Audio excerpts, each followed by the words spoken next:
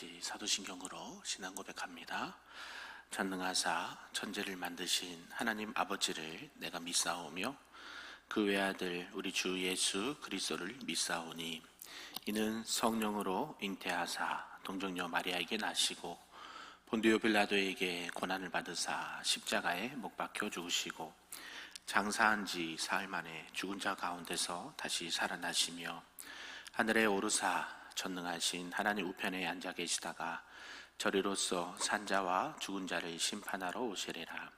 성령을 믿사오며 거룩한 공회와 성도가 서로 교통하는 것과 죄를 사하여 주시는 것과 몸이 다시 사는 것과 영원히 사는 것을 믿사옵나이다. 아멘. 우리 다 같이 찬송 438장 내 영혼이 은총 입어 찬송합니다.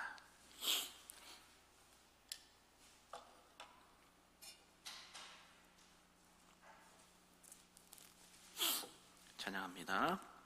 내 영혼이 은총 입어 중한 죄짐 벗고 보니 슬픔 많은 이 세상도 천국으로 와도다. 할렐루야 찬양하세. 내 모든 죄 사함 받고 주 예수와 동행하리. 그 어디나 하늘나라 주의 얼굴 뵙기 전에 멀리 뵈던 하늘나라 내 마음속에 이루어지니 날로 가깝도다. 할렐루야 찬양하세. 내 모든 죄 사함 받고 주 예수와 동행하니 그 어디나 하늘나라 높은 산이 거친 들이 조막이나 궁궐이나 내 주 예수 모신 곳이 그 어디나 하늘나라. 할렐루야 찬양하세. 내 모든 죄 사함 받고 주 예수와 동행하니 그 어디나 하늘나라. 아멘. 오늘 하나님 말씀은 구약 잠언 6장 말씀입니다. 구약 916쪽에 있습니다. 잠언 6장 말씀입니다. 한 절씩 교독합니다. 내 아들아, 내가 만일 이웃을 위하여 담보하며 타인을 위하여 보증하였으면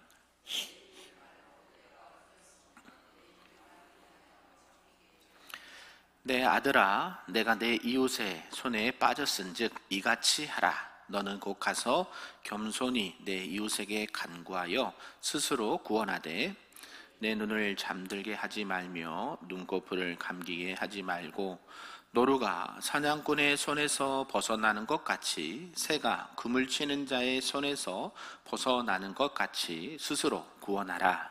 게으른 자여 계미에게 가서 그가 하는 것을 보고 지혜를 얻으라.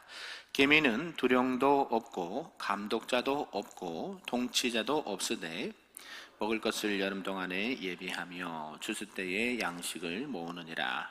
게으른 자여, 내가 어느 때까지 누워 있겠느냐? 내가 어느 때에 잠이 깨어 일어나겠느냐? 좀 더 자자, 좀 더 졸자, 손을 모으고 좀 더 누워 있자 하면 내 빈궁이 강도같이 오며 내 곰핍이 군사같이 이르리라. 눈짓을 하며 발로 뜻을 보이며 손가락질을 하며 그의 마음에 패역을 품으며 항상 악을 꾀하여 다툼을 일으키는 자라. 그러므로 그의 재앙이 갑자기 내려 당장에 멸망하여 살릴 길이 없으리라. 여호와께서 미워하시는 것 곧 그의 마음에 싫어하시는 것이 17가지이니 곧 교만한 눈과 거짓된 혀와 무죄한 자의 피를 흘리는 손과 마음과 빨리 악으로 달려가는 발과 거짓을 말하는 망령된 증인과 및 형제 사이를 이간하는 자이니라. 내 아들아, 내 아비의 명령을 지키며 내 어미의 법을 떠나지 말고 그것을 항상 내 마음에 새기며 내 목에 매라. 그것이 내가 다닐 때에 너를 인도하며 내가 잘 때에 너를 보호하며 내가 깰 때에 너와 더불어 말하리니. 대저 명령은 등불이요 법은 빛이요 훈계의 책망은 곧 생명의 길이라. 이것이 너를 지켜 악한 여인에게 이방 여인의 혀로 호리는 말에 빠지지 않게 하리라. 내 마음에 그의 아름다움을 탐하지 말며 그 눈꺼풀에 홀리지 말라. 음료로 말미암아 사람이 한 조각 떡만 남게 됨이며 음란한 여인은 귀한 생명을 사냥함이니라. 사람이 불을 품에 품고서야 어찌 그의 옷이 타지 아니하겠으며 사람이 숯불을 밟고서야 어찌 그의 발이 되지 아니하겠느냐. 남의 아내와 통간하는 자도 이와 같을 것이라. 그를 만지는 자마다 벌을 면하지 못하리라. 도둑이 만일 줄일 때에 배를 채우려고 도둑질하면 사람이 그를 멸시하지는 아니하려니와 들키면 7배를 갚아야 하리니 심지어 자기 집에 있는 것을 다 내주게 되리라. 여인과 간음하는 자는 무지한 자라. 이것을 행하는 자는 자기의 영혼을 망하게 하며 상함과 능욕을 받고 부끄러움을 씻을 수 없게 되나니. 남편이 투기로 분노하여 원수 갚는 날에 용서하지 아니하고 같이 있습니다. 어떤 보상도 받지 아니하며 많은 선물을 줄지라도 듣지 아니하리라. 아멘. 할렐루야. 네, 오늘 새벽에도 하나님의 크신 은혜가 우리에게 충만하게 임하기를 간절히 소망합니다. 아멘. 네, 오늘은 잠언 6장 말씀이고요. 지혜 없는 자는 참 어리석다 라는 말씀입니다. 특별히 6장에서는 하나님께서 세우신 이 가정을 무너뜨리는 여러 가지 잘못된 행동들에 대해서 말씀을 하고 있고, 그 가운데서도 어떻게 하면 또 가정을 지혜롭게 잘 지킬 수 있는가, 또 개인과 또 건강과 영혼의 문제를 잘 지킬 수 있는가, 이런 부분들을 말씀을 하고 있습니다. 여러 부분을 말씀하는데요. 보증이라든지 게으름이라든지 또 불량한 자, 또 하나님이 미워하시는 것들, 간음, 이런 것들을 말씀을 하고 있습니다. 건전한 일상의 삶을 위해서 우리가 경계해야 되는 여러 가지 삶의 태도가 무엇인지를 말씀하고 있는데요. 내용을 좀 구분해 보면요, 1절에서 5절까지는 보증을 서지 말라, 보증을 하였다면 이웃과의 원만한 관계를 위해서 좋은 말로 그에게 가서 보증을 해제하도록 요청을 하라라고 말씀을 하고 있습니다. 그 6절에서 11절까지는 이제 게으름에 대해서 경고를 주고 있고요. 게으름은 가난의 원인이 될 수 있다라고 말하고 있습니다. 그리고 12절에서 19절까지는 행동이 바르지 못한 이 악한 행동에 대해서 말씀하고 있는데요. 이런 사람들은 결국 버림을 받게 되고 멸망을 받게 될 것이다 라고 말합니다. 그리고 마지막 20절에서 끝절 35절까지는 음행에 관한 경고이지요. 불의한 이 성적인 관계는 어떤 범죄보다도 무겁고 무섭고 또 사람을 파멸시키는 그런 악한 행동이다라고 말하고 있습니다. 오늘 이런 전체의 내용을 통해서 우리 지금 말씀 몇 가지로 살펴보도록 하겠습니다. 그 첫 번째는 보증입니다. 보증. 이 보증 행위는요, 이 고대 근동에 있어서 이 대복음을 안전하게 지키기 위해서 공통적인 수단이 이 보증 이런 행위였습니다. 상권에 있어서 보증, 오늘날로 말하면 신용이겠죠. 그리고 보증, 누군가를 위해서 내가 뭔가를 담보로 잡혀서 보증을 서주는 것. 그래서 공경에 빠진 이웃이나 친척의 빚 보증, 모든 것을 말하는 것을 말합니다. 이 보증을 설 때에 두 손을 맞잡고 선서를 했고요. 또 선서를 한 이상 그에 대한 책임을 피할 방법이 없었다라는 것이죠. 또 선서되어진 말은 또 파기할 수 없었기 때문에 이 보증이란 것은 참 써면 안 된다라는 것을 말하고 있습니다. 근데 이런 게 일어나죠. 뉴스나 우리들의 삶의 주변에 보면, 아니 우리 부모님들 선대들이 보증 한번 잘못 서가지고 참 어려움을 당했다는 이유 이야기를 많이 들었습니다. 그래서 이런 보증을 서게 되면 참 치르지 못하다라는 것을 말하고 있고요. 이런 것들을 통해서 신중하게 행해야 된다라는 것을 말합니다. 보증을 통해서 어려운 상황에 처하게 되면 그 상황에서 벗어나는 길은 결국 보증을 빨리 해지하는 게 좋다라는 것을 말하고 있죠. 그래서 그런 것들은 결국 나를 지키는 방법이다라고 말하고 있습니다. 보증 서지 않기를 바랍니다. 아멘. 특히 남편분들에게 잘 얘기하시길 바랍니다. 두 번째는 게으름입니다. 게으름. 너무 유명한 말이죠. 게으른 자는 어디에게서 배워라? 개미에게서 봐서 배워라. 지혜를 얻어라 라고 말합니다. 일하는 데 있어서 개미는 참 지혜로운 존재라고 말하고 있죠. 개미에게 배울 수 있는 것 여러 가지가 있겠지만 두 가지가 있다라는 것이죠. 그들에게 있는 자발성을 좀 배워라 라고 말하는 것입니다. 개미는 누군가의 명령에 의해서 일하는 게 아니라 스스로 자발적으로 일을 한다라는 것이고요. 또 두 번째는 개미는 미래를 내다보고 준비를 한다라는 것이죠. 하루하루 사는 인생, 개미와 배짱이 예화되어 있듯이 어때요? 개미는 앞으로 일어날 우리가 일할 수 없는 추운 겨울이 오니까 뜨거운 여름이라도 열심히 양식을 모으는 거죠. 추수 때 양식을 모아서 겨울을 대비하는 것, 미래를 대비할 수 있는 것을 개미에게 보고 배우라 라고 말합니다. 근데 반대로 게으른 자는 어떻습니까? 항상 누워있고 항상 자려고 하고 항상 일을 하지 않으려고 하는 자, 그들은 성경에서 게으른 자, 일하지 않는 자는 뭐하지도 말라? 먹지도 말라. 이런 것들도 있는 것처럼 어때요? 게으르면 답이 없습니다. 답이 없습니다. 그들이 일할 시간이 없어서 그런 게 아니고 또 능력이 없어서 그런 게 아니라 일부러 안 하는 것이고요. 잠잘 시간은 있어요. 일할 시간은 없는데 뭐 할 시간은 있어요? 잠잘 시간은 있다라고 하는 것이죠. 그들은 무엇을 얻고자 하지만 결국 얻어지는 것은 없다. 그리고 뭐가 오느냐? 가난이 오고 빈궁이 오고 자신의 삶이 망가지는 것이 온다라는 것이죠. 왜냐하면 미래를 준비하지 않기 때문에, 또 어떠한 행동도 하지 않기 때문에 그런 일이 일어난다라는 것이죠. 결국 그들은 가난해질 수밖에 없다, 빈궁에 처할 수 없다라고 말하죠. 모든 가난의 원인이 게으름이다 라고 말하지는 않지만 게으름은 분명히 이 가난의 한 원인이 될 수 있다. 저와 여러분들은 주님 안에서 부지런히 일하실 수 있기를 주님 이름 축복합니다. 세상 일이든 교회 일이든 가정 일이든 하나님께서 주신 지혜를 가지고 미리미리 할 수 있는 만큼 열심히 최선을 다해서 나중에 하나님 보시기에 칭찬받는 저와 여러분 되기를 주님 이름 축복합니다. 아멘. 세 번째는 이제 하나님이 이런 하나님 앞에 불량한 자들도 이렇게 표현을 하고 있습니다. 악한 자들이죠. 벨리알의 사람으로 표현을 하는데요. 이들은 어떤 거냐? 하나님을 무시하고요, 하나님이 말하는 원리들을 무시하고 거만하고 악한 자를 뜻한다라는 것이죠.